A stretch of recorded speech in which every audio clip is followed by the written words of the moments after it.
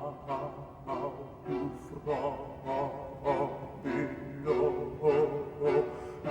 made thee rise unwilling and slow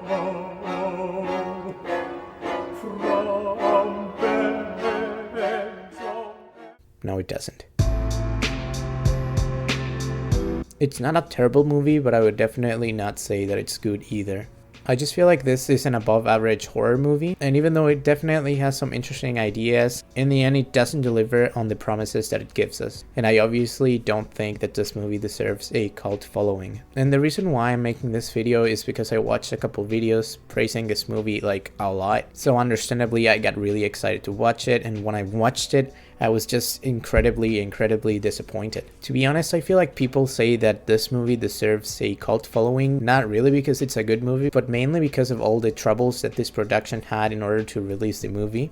However, before I actually start criticizing this movie, I just want to say that I do admire that this movie got made, as well as the risks that were taken in order to make this movie. But in the end, this movie feels like it lacks focus. The Empty Man is a movie about a former cop that investigates a missing girl that's the daughter of one of his friends, and in the end he discovers some sort of strange cult. As I mentioned before, this movie mixes a lot of different ideas, but unfortunately the end product does not feel like a cohesive product. It feels like the filmmakers that were making The Empty Man just had too many ideas and wanted to explore too many subjects, and they just had so many directions that they wanted to go to, but in the end they didn't really know which direction to go to. It just feels like it was too ambitious, and in the end they just didn't deliver on what they promised they would give us. And it also doesn't help that when there's like 20 minutes left, it just feels like a completely different movie. And again, I'm not complaining about twist endings or anything like that. They can be handled really well. But the thing is, to pull off a twist ending, in my opinion, you have to actually like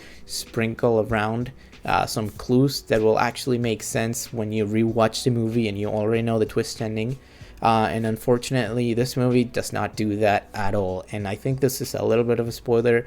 But in the end, the last 20 minutes kind of make you disregard the previous 2 hours that you just watched, and it's really frustrating in my opinion. While it definitely is fun to theorize about these movies, sometimes fans just give too much credit to the actual filmmakers that made this, that did not intend any of this to happen, any of these fan theories to, you know, pop up.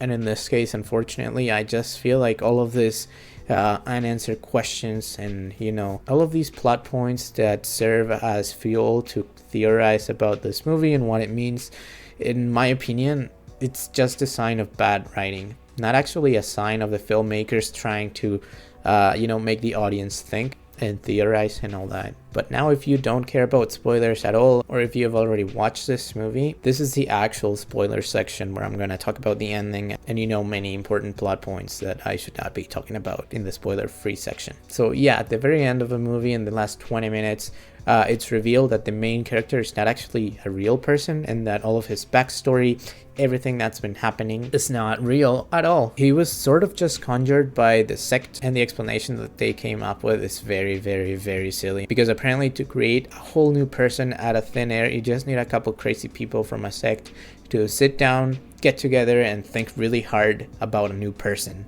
And that's it. Like it's so silly when you say it out loud. And this really hurts the movie, because I thought it was very interesting to delve into this cult, and this just ends up hurting the movie so much, because I'm not complaining about the cosmic horror aspects of the movie or the cult or anything like that, because in my opinion this can be handled really well, but in this movie it wasn't. And the reason why is because, like I said before, after the twist ending is revealed, the past 2 hours just become completely unimportant at all. And I know that some people like this plot twist and they rewatch the movie and they try to find clues, but in my opinion the script was very sloppy, and like I said, this person does not exist, and that alone just makes me not invested at all and frustrated, because if it's not a real person, then what does it matter if it's all fake, if he didn't actually go through the trauma of actually having his family die? It's just like not important. It's like I just can't feel bad about a character that is not even a real person,